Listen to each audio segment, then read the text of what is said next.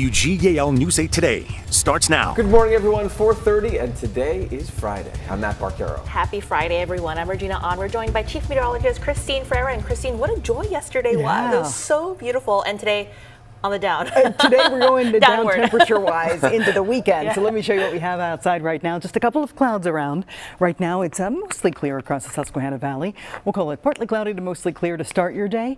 And then we will see clouds increasing with a few showers later on. Right now it's 50 degrees in Lewistown, 54 in Lancaster, 56 mild in Harrisburg. And our 12-hour forecast today calls for those clouds to gradually increase this afternoon. Some showers squeezing in, especially after 2 p.m. west of the river, and then becoming a little more widespread once we hit this evening. So some scattered showers will be around, hit or miss variety later today, but we do have a better chance of rain, and it's slowed down a bit for Saturday. We'll talk about it coming up. All right, thanks, Christine. Well, baseball is back in Lancaster. The Lancaster Stormers welcoming fans back for the first time this season to Penn Medicine Park. And they'll be facing the Long Island Ducks tonight. The Stormers coming off a 1-2 start after starting their season against the York Revolution in York. And News 8 will be at Penn Medicine Park covering all of that fun starting in our next half hour with Gabrielle Thomas. And then team coverage continues with Michael Fuller, sports director Bethany Miller, and meteorologist Ryan Argenti, who will be covering all of that action ahead of the first pitch at 6:45 p.m. Harrisburg Area Community College is cutting most of its athletic department. HACC leadership says the changes are because of financial pressures. The college confirmed that the men's and women's basketball, cross country, soccer, and women's volleyball, will all have their last seasons this fall. The college will keep esports, expand intramural clubs and wellness programs, and continue women's flag football as a club sport. The university says no full-time staff jobs will be cut, though 13 coaching positions were eliminated. The men's basketball team at HACC Harrisburg is in shock now because they're calling this a devastating turn of events. I dropped my offer in Massachusetts to come here, to play here, since, you know, the atmosphere was nice, everything was nice, and the coaching staff was nice. I didn't have to come here. Like, I chose to come here. I could have been somewhere else if they said, oh, we're going to shut it down. HACC released a statement saying in part that the decision was not made lightly. West Earl Township Police in Lancaster County say they have arrested and charged a person for having child sex abuse material. Police say they arrested 26-year-old Alexis Zane on April 13th. Officers say they got a tip in February and executed a search warrant in March. They say they found multiple electronic devices belonging to Zane with multiple files, including child sex abuse materials. Charging documents also show that Zane is charged with assault after charging at a nurse and pushing them into a wall. Investigators say this happened on April 11th at the Lancaster Behavioral Health Hospital. In Lancaster County, these are some of the 93 animals rescued from a home in West Hempfield Township on Wednesday. The Pennsylvania SPCA says it found dogs, cats, and rabbits there. The PSPCA says they're now treating the animals, hope to diagnose them within the next 2 days, but they say it could take weeks to fully treat all of them.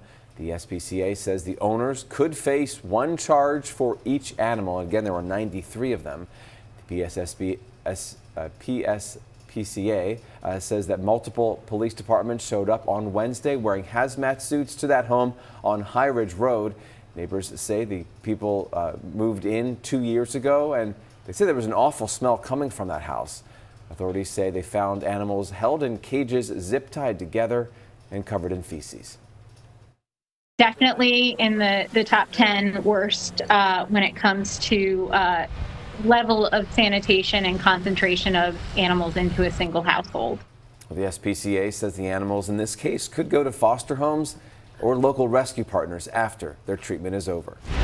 State police in Chester County say 3 people are facing multiple charges following a shooting on the Pennsylvania Turnpike. State police say this happened on March 28th when the 3 people were impersonating law enforcement just west of King of Prussia. They say Roberto Morel, Terrell Adams, and Tufton Green followed another driver while flashing red and blue lights and got the driver to pull over. Troopers say Green later shot the driver in the chest and then fired several shots at the vehicle as it drove away. Investigators say Morel and Adams were arrested, but say Green is still on the run.